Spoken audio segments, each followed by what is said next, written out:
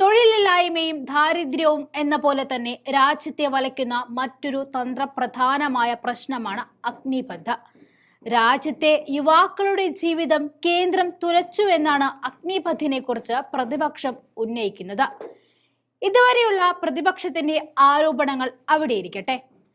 ഇപ്പോൾ അഗ്നിപഥ് എന്ന കേന്ദ്ര പദ്ധതിക്കെതിരെ രംഗത്ത് വന്നിരിക്കുന്നത് മുൻ നാവികസേന മേധാവിയാണ്. അഗ്നിപഥ് പദ്ധതി നടപ്പിലാക്കിയത് തന്നെ കേന്ദ്ര സൈനികർക്കുള്ള പെൻഷൻ ചെലവ് കുറയ്ക്കുവാനാണെന്നാണ് മുൻ നാവികസേന മേധാവിയായ കരംബീർ സിംഗിന്റെ അഭിപ്രായം. ജമ്മു കാശ്മീരിൽ കുഴിബോംബ് ആക്രമണത്തിൽ കൊല്ലപ്പെട്ട അഗ്നിവീർ അജയ് കുമാറിന്റെ കുടുംബത്തിന് സർക്കാർ നൽകിയ നഷ്ടപരിഹാരവുമായി ബന്ധപ്പെട്ട വിവാദങ്ങൾ ഉയർന്നു വരവെയാണ് പുതിയ വെളിപ്പെടുത്തലുമായി ഇദ്ദേഹം നേരിട്ടെത്തിയത്. അഗ്നിപഥ് പദ്ധതി സൈനികരുടെ പോരാട്ട വീര്യം കുറയ്ക്കുമെന്നും പെൻഷൻ ബിൽ കുറയ്ക്കുക എന്ന ലക്ഷ്യത്തോടെയാണ് ഈ പദ്ധതി സർക്കാർ മുന്നോട്ട് വെച്ചതെന്നുമായിരുന്നു സിംഗ് പറഞ്ഞത്. 2022 ജൂണിൽ NDA സർക്കാർ പദ്ധതി പ്രഖ്യാപിക്കുന്നതിന് മാസങ്ങൾ മുൻപ് അഗ്നിപഥിനെ കുറിച്ചുള്ള ചർച്ചകളിൽ ഉൾപ്പെട്ട പ്രധാന വ്യക്തിയായിരുന്നു കരംബീർ സിംഗ്. അഗ്നിപഥിനെതിരെയുള്ള അദ്ദേഹത്തിന്റെ പ്രതികരണങ്ങൾക്ക് വലിയ സ്വീകാര്യത അന്ന് ലഭിച്ചിരുന്നു. ജനുവരിയിൽ ജമ്മു കാശ്മീരിലെ നൌഷേരയിൽ കുഴിബോംബ് സ്ഫോടനത്തിൽ അഗ്നിവീർ അജയ് കുമാർ മരണപ്പെട്ടിരുന്നു.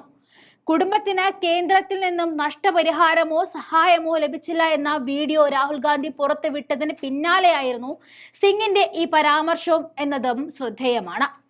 സൈന്യത്തിന്റെ പതിറ്റാണ്ടുകൾ പഴക്കമുള്ള റിക്രൂട്ട്മെന്റ് സമ്പ്രദായത്തിൽ നിന്നുമുള്ള ഒരു പ്രധാന വ്യതിചലനമായിരുന്നു അഗ്നിപഥ് പദ്ധതി. ഈ പദ്ധതിയിലൂടെ റിക്രൂട്ട് ചെയ്യുന്ന സൈനികരെ 4 വർഷത്തേക്ക് മാത്രമേ റിക്രൂട്ട് ചെയ്യുകയുള്ളൂ. പഴയ പദ്ധതിയിൽ ഉണ്ടായിരുന്ന ദീർഘകാല അവധി, പെൻഷൻ, മറ്റ് ആനുകൂല്യങ്ങൾ എന്നിവ ഉൾപ്പെടെ നിരവധി കാര്യങ്ങൾ ഈ പദ്ധതിയിൽ സൈനികർക്ക് ലഭിക്കില്ല. പദ്ധതിക്കെതിരെ വിമർശനവുമായി നിരവധി സൈനിക മേധാവികൾ മുന്നോട്ടെത്തിയിരുന്നു. അഗ്നിപഥ് പദ്ധതി നാവികസേനയ്ക്കും വ്യോമസേനയ്ക്കും അപ്രതീക്ഷിതമായ പ്രഹരമാണെന്നാണ് കരസേന മുൻ മേധാവിയുടെ അഭിപ്രായം.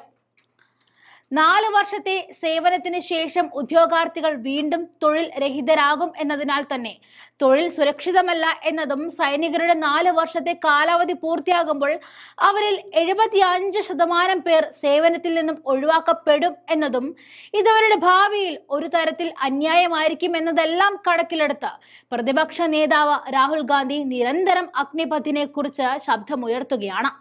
ഗുണങ്ങളെക്കാൾ ഇരട്ടി ദോഷമുള്ള, ഭാവിയെ ഇല്ലാതാക്കാൻ കെൽപ്പുള്ള ഇത്തരം പദ്ധതികളെ അമിതമായി പ്രോത്സാഹിപ്പിക്കുകയാണ് നരേന്ദ്രമോദി സർക്കാർ ചെയ്യുന്നത്. സഖ്യകക്ഷികളിൽ നിന്ന് വരെ എതിർപ്പും അഗ്നിപഥിനെ ഉണ്ടായിട്ടും താൻ പിടിച്ച മുയലിന് 3 കൊമ്പെന്ന കണക്കാണ് മോദി ഇപ്പോഴും പിടിവാശിയിൽ.